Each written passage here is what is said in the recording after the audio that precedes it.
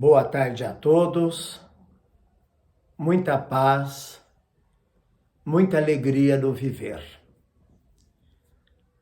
Meus irmãos, vamos falar um pouquinho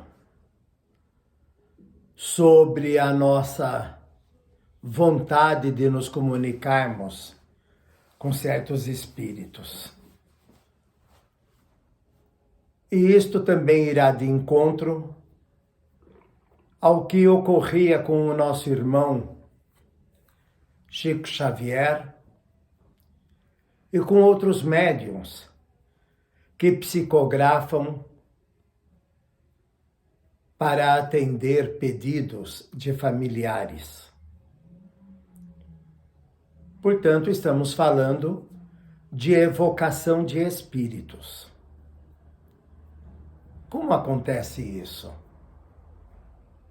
Para que serve? Será que isto é fundamental? O nosso ponto de vista nos aponta um outro caminho para essa relação. Partimos do princípio de que os espíritos não estão à nossa disposição. Portanto, não tem que comparecer quando temos vontade de falar com eles. Principalmente se forem espíritos com um bom grau de desenvolvimento, que assumem responsabilidades, tarefas no plano espiritual e tomam para si a responsabilidade de socorrerem. Então vejam, será correto ou mesmo justo nos envolvermos na vontade, no desejo de trazermos para junto de nós a presença desse, daquele ou daquele outro espírito? Certamente que não. Mas, teimosamente, os médiuns, numa grande maioria, quando sentem algum problema, quando estão em dificuldades, ao invés de perceberem que as dificuldades são suas, que cada um deve procurar os mecanismos humanos e do seu próprio espírito para sair do problema, não. Pedem aos espíritos para que venham socorrer, para que venham auxiliar e até mesmo, pasmem, para que resolvam seus problemas. Isso é algo insólito, algo que não acontece ou não deveria acontecer. Mas vejam, vamos imaginar que pedimos a presença do nosso querido irmão Bezerra de Menezes.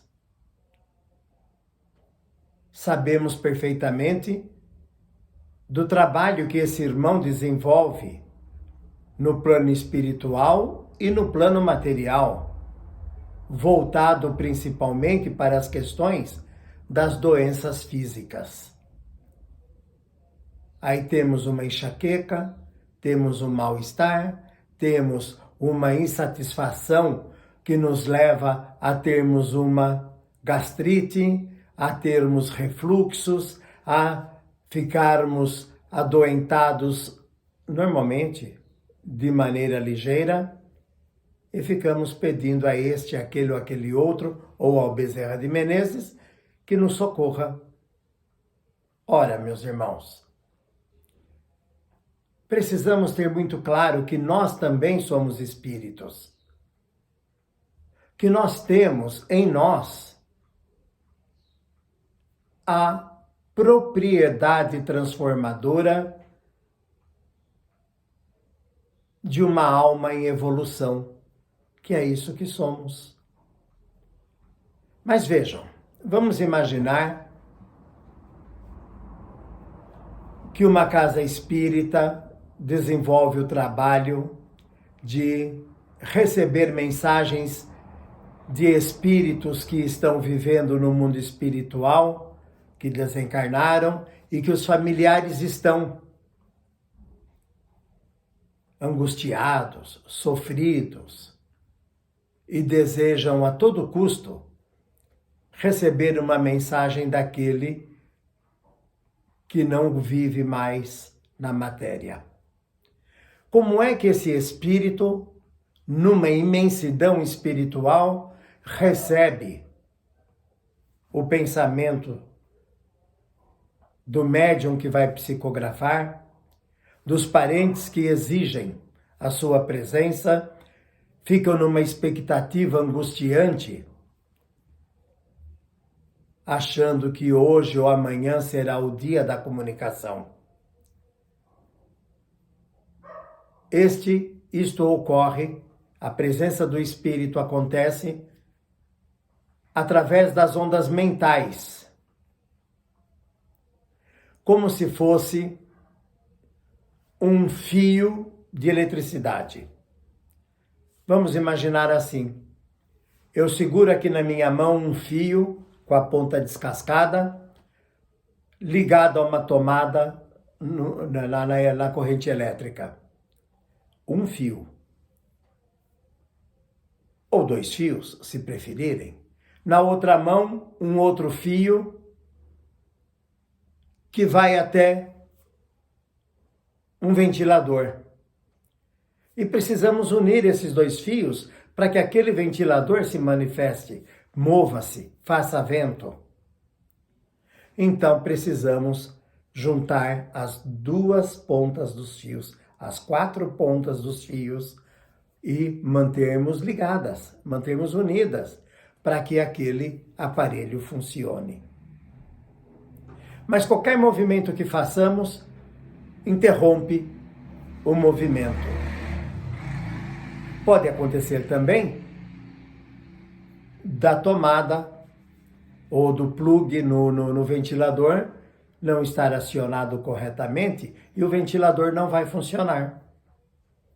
Assim acontece conosco em relação aos espíritos que achamos que devam vir falar conosco.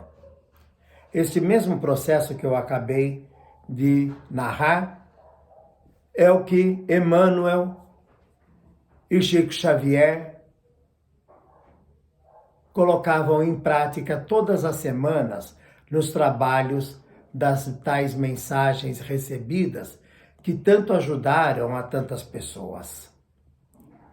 Mas vamos nos colocar na nossa condição